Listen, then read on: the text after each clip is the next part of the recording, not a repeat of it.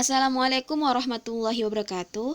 Pada pertemuan kali ini kita akan membahas mengenai materi baru yang mana materi kita ini berupa teks anekdot. Dalam teks kali ini kita akan membahas mengenai pengertian, ciri-ciri, dan struktur yang terdapat dalam teks anekdot. Yang pertama, pengertian dari teks anekdot yang mana teks ini berupa kisah yang menceritakan pengalaman hidup seseorang yang ditulis secara singkat, pendek, lucu, yang mana cerita ini bisa mengenai pendidikan, politik, hukum, sindiran, kritikan, dan sebagainya. Nah, untuk lebih singkatnya, teks anekdot itu merupakan cerita lucu tetapi berisi sindiran.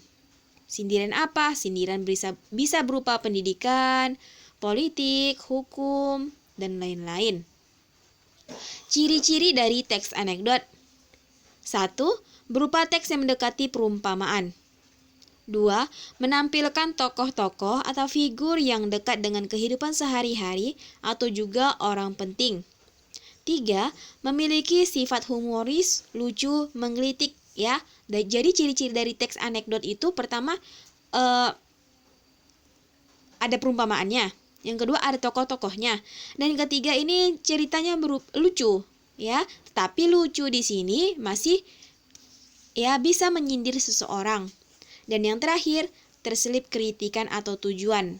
Nah, jadi teks anekdot ini bukan hanya teks yang lucu sindiran, tetapi dari sindiran itu ada pesan atau kritikan yang ingin disampaikan oleh si penulis. Contoh, Mawar dan Melati. Suatu hari, Melati bertemu dengan Mawar, teman lamanya semenjak mereka duduk di bangku sekolah dasar atau SD yang sama. Kini, keduanya sama-sama menjadi murid kelas 10 sekolah menengah atas atau SMA. Bedanya, Mawar diterima di sekolah RSBI.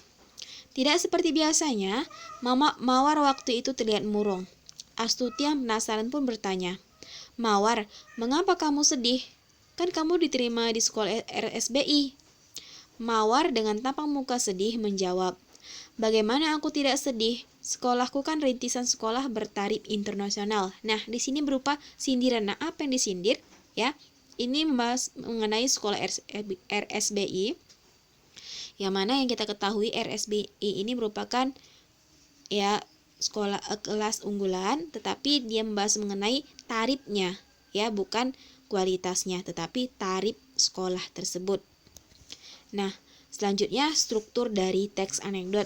Struktur dari teks anekdot ada 5. Pertama, abstraksi, orientasi, krisis, reaksi, koda. Nah, yang pertama abstraksi. Abstraksi ini terletak di bagian awal teks yang mana berisikan gambaran tentang isi yang akan dibahas. Ibu ulangi kembali. Terdapat di awal paragraf. Fungsinya memberikan gambaran tentang isi teks. Yang kedua, orientasi. Orientasi ini merupakan bagian yang menunjukkan awal kejadian. Kalau abstraksi tadi gambaran tentang isi teks, Orientasi menunjukkan awal kejadian cerita, atau latar belakang bagaimana peristiwa itu terjadi. 3. Krisis. Krisis ini bagian di mana terjadi atau masalah yang unik atau tidak biasa yang terjadi pada si penulis atau orang yang diceritakan. Berarti intinya itu terjadi di krisis. Orientasi mulai masuk ceritanya atau kejadiannya, prosesnya. Krisis, hal atau masalah apa yang unik terjadi dalam teks tersebut. Reaksi, bagaimana cara penulis atau orang yang ditulis menyelesaikan masalah. Sudah ada masalah pada krisis tadi atau hal unik itu, kemudian ada reaksi. Bagaimana si penulis atau orang menyelesaikan masalah yang ditimbulkan pada krisis tadi. Sampai sini paham? Dan yang terakhir itu ada koda. Koda ini bagian akhir dari cerita unik tersebut. Terkadang dalam koda ada juga kritikan atau simpulan yang disampaikan oleh si penulis. Ibu ulangi kembali, struktur dari teks anekdot ada 5, abstraksi ya, bagian awal berupa gambaran cerita. Orientasi, bagian menunjukkan awal kejadian cerita atau latar belakang bagaimana terjadinya peristiwa tersebut. Krisis, hal unik yang terjadi atau masalah apa. Reaksi, bagaimana si penulis atau tokoh-tokoh di dalam teks tersebut menyelesaikan masalah. Dan yang terakhir, koda. Koda ini bagian akhir dari cerita unik tersebut, ya. Nah, contoh. Di tengah senja, seorang pejabat korup memancing di sungai. Saking asiknya memancing, si pejabat tidak sadar air sungainya meluap, banjir. Si pejabat hanyut dan tidak sadarkan diri. Begitu bangun, dia sudah berada di rumah warga. Betapa beruntungnya dia karena ada orang yang menyelamatkannya. Merasa utang budi, si pejabat ingin berterima kasih kepada warga yang telah menolongnya.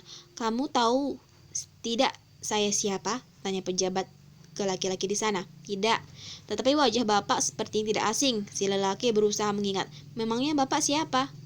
"Aku ini pejabat negara." Si laki-laki akhirnya ingat. Orang ini pernah ditonton di salah satu acara televisi. "Karena sudah menolongku, kamu boleh minta apa saja. Katakan saja keinginanmu." "Benar, Pak pejabat," katanya. Si pejabat mengangguk. Ya, pasti akan kupenuhi. Kalau begitu, tolong bapak jangan bilang ke siapapun bahwa saya yang menolong bapak." Nah, di sini menyindir si pejabat, ya. Nah, analisisnya tadi ada 5 strukturnya: abstraksi, orientasi, krisis, reaksi, koda. Pada bagian abstraksi dimulai dari di tengah senja, seorang pejabat korup memancing di sungai. Saking asik memancing, si pejabat tidak sadar air sungainya meluap, banjir. Itu merupakan abstraksi, ya, gambaran awal cerita. Kemudian ada orientasi. Orientasi ini awal atau kejadian.